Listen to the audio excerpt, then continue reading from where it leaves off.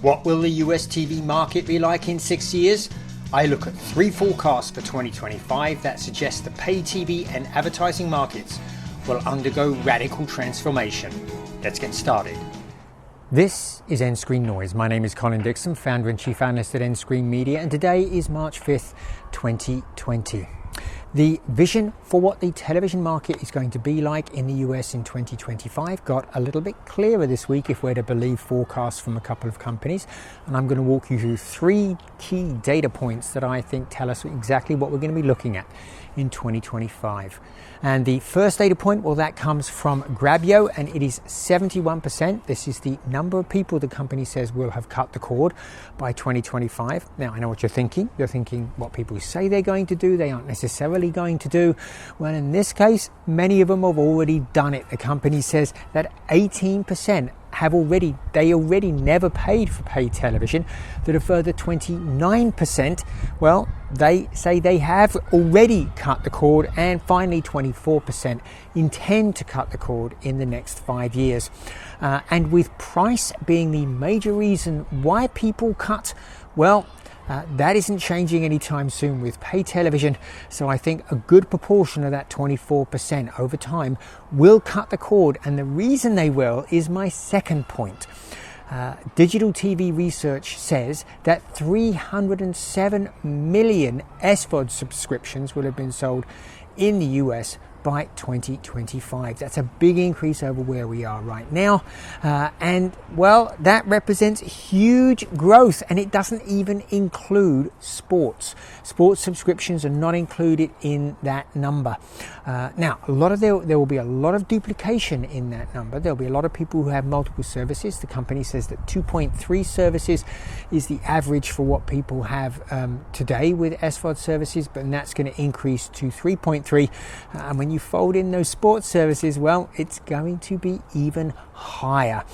So I think what we're going to see between now and 2025 is that penetration of SVOD services, which is at about 75% higher than pay TV already, is going to drive to 80% or higher by 2025. And that brings me to my last point, which again comes from digital TV research, and that is 48 million. That is the number of subscriptions which it says Disney Plus will have by 2025. Now, that won't make it the biggest. Netflix will still be the biggest. The company says it will add just 5 million subscriptions to get to 66 million by 2025.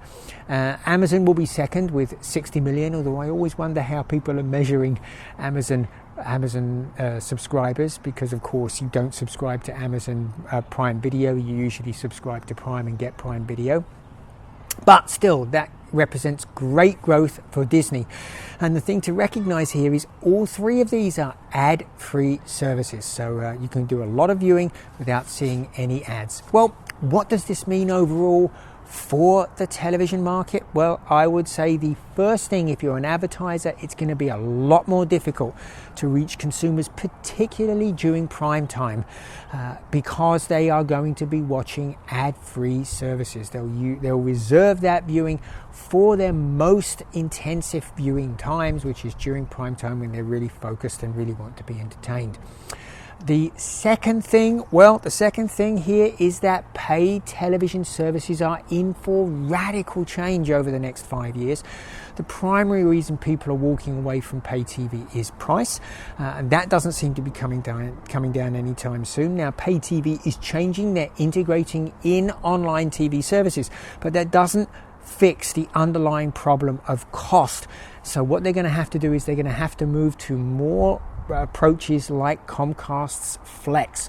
This is free. You get a free set-top box. Comcast takes care of the integration for you, simplifies your online TV lives, and they help online TV providers reach new customers through that service. So radical change for paid television operators over the next several years. And the final point, there is going to be huge growth in free ad-supported TV services. These fast services like Pluto TV, Zumo and Tubi, they're going to grow hugely. And the reason is simple.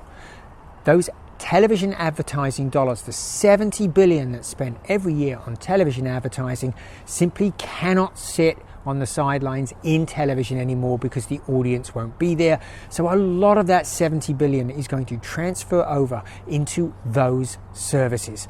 So that's why you're seeing this feeding frenzy at the moment for these services. Viacom CBS purchased Pluto, Comcast bought Zumo, and others are kicking the tires on the other services as well.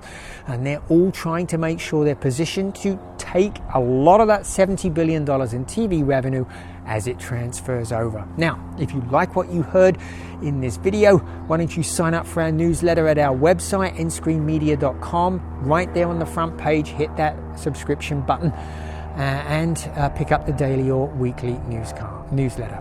And we will see you again next time.